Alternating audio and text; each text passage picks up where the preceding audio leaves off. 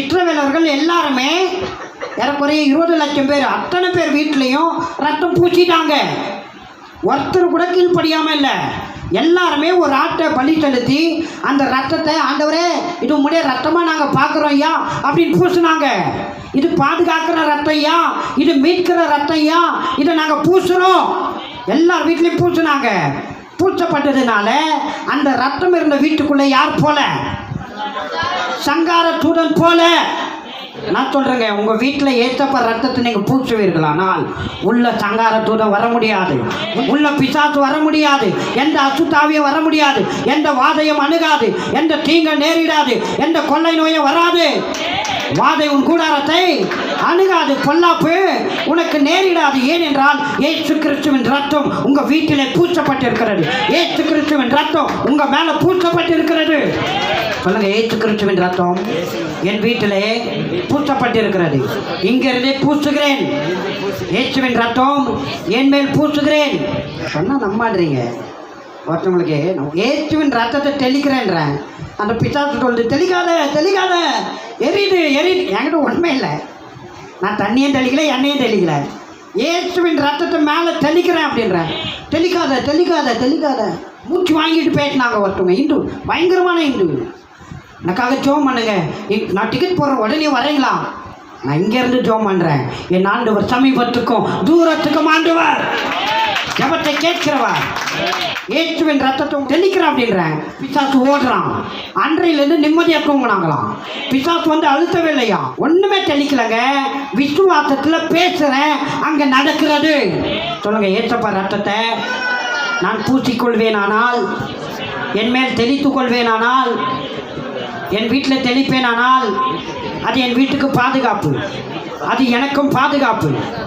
எந்த தீங்கும், எந்த வாதையும், எந்த சத்துருவும், எந்த கெட்ட ஆவியோ, எந்த பொல்லாப்போ எங்கள் வீட்டில் வர முடியாது, எங்கள் எல்லையில் வர முடியாது, என்னை அணுக முடியாது.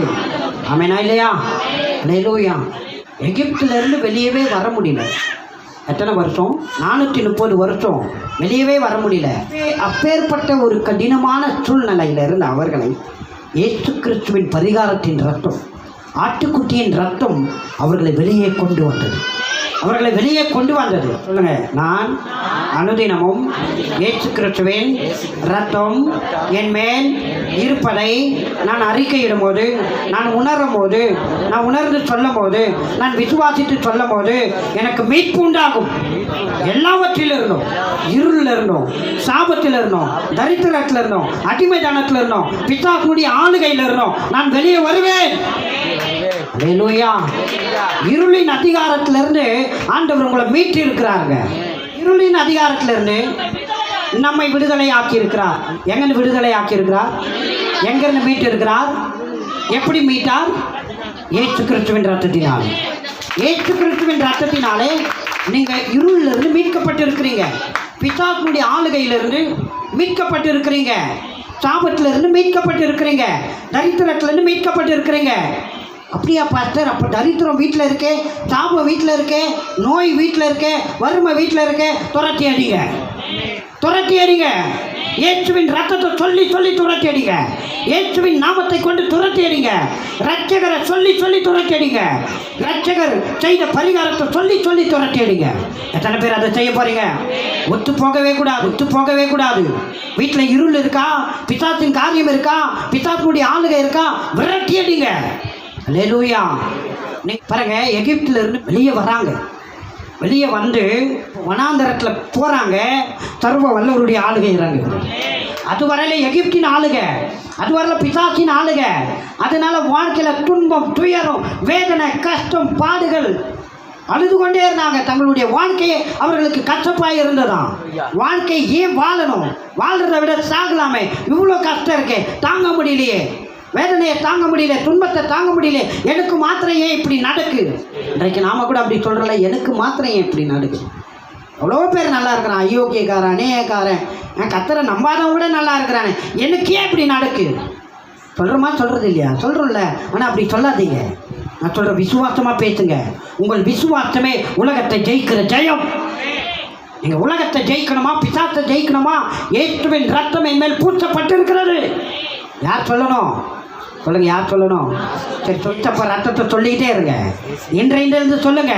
எதில் இருந்தாலும் இன்னும் மீட்பு வரலையோ, எதில் இருந்தாலும் இன்னும் நீங்கள் வெளியே வரலையோ, எந்த பிரச்சனையில் இருந்தாலும் வெளியே வரலையோ, எந்த சிக்கலில் இருந்தாலும் வெளியே வரலையோ, அதில் இருந்தாலும் வெளியே வருவீங்க. எல்லாம் எகிப்திலிருந்து வெளியே வருவீங்க. பிசாசினுடைய ஆளுகையிலிருந்து, இருளின் அதிகாரத்திலிருந்து உங்களை மீட்டு இருக்கிறாராம். அடுத்தது கிறிஸ்துவனுடைய ராஜ்யத்துக்கு உங்களை உட்படுத்தி இருக்கிறாராம். இப்போ யாருடைய ராஜ்யம் உங்கள் மேலே இருக்கிறது? நல்ல சவுண்டா சொல்லுங்க. இயேசு கிறிஸ்துவின் ராஜ்யம் உங்க மேல இருக்கிறது. உங்களுக்கு ராஜாவா யார் இருக்கிறது? நம்ம இந்த உலகத்துல தாங்க இருக்கிறோம். ஆனா அந்த ராஜ்யத்தின் பிள்ளைகளா இருக்கிறோம், அந்த அரசாங்கத்தின் பிள்ளைகளா இருக்கிறோம். சொல்லுங்க, நான் இந்த உலகத்துல தான் இருக்கிறேன். ஆனால் இந்த உலகத்திற்கும் அந்த உலகத்திற்கும் எனக்கு ராஜாவா கர்த்தரே இருக்கிறார். அவருடைய ஆளுகை என் மேல் இருக்கிறது, அவருடைய அரசாங்கம் என் மேல் இருக்கிறது, அவருடைய ராஜ்யம் என் மேல் இருக்கிறது. ஏனென்றால் அவர் ரத்தம் என் மேல் பூசப்பட்டிருக்கிறது. இந்த ரத்தம் தான் அடையாளம். அவர் ராஜ்யத்தின் பிள்ளைகள் என்பதற்கு அடையாளமே என்ன தெரியுங்களா? உங்க மேல பூசப்பட்டிருக்கிற இயேசு கிறிஸ்துவின் விலையேற பெற்ற ரத்தம். அல்லேலூயா. வனாந்திரத்தில் 40 வருஷம் அவர்கள் இருக்கிறார்கள். ஆனால் அவர்களுக்கு வெயிலும் தெரில, பனியும் தெரில. ஏனென்றால் கர்த்தருடைய ஆளுகை அவர்கள் மேலே இருந்தது. கர்த்தருடைய ஆளுகை அவங்க மேலே இருந்ததுனால அந்த வனாந்தரம் அவர்களுக்கு பரலோகமாக இருந்தது. இப்படி எத்தனை வருஷம் தெரியுங்களா? 40 வருஷங்க. ஒரு இயற்கைக்கு மேலான ஒரு வாழ்க்கை, ஒரு அற்புத வாழ்க்கை.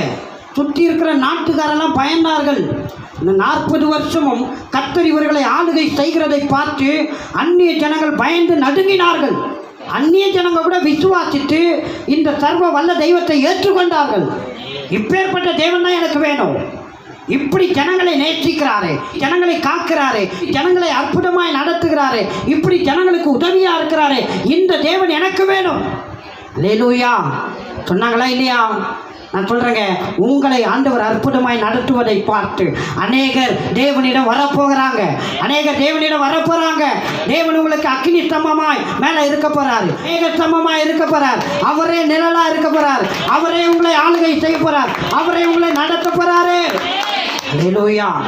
இஸ்ரவேல் ஜனங்க மேல ஒரு மேக ஸ்தம்பம் இருந்ததை சுற்றி இருந்த ஜனங்களா பார்த்தாங்களாம்.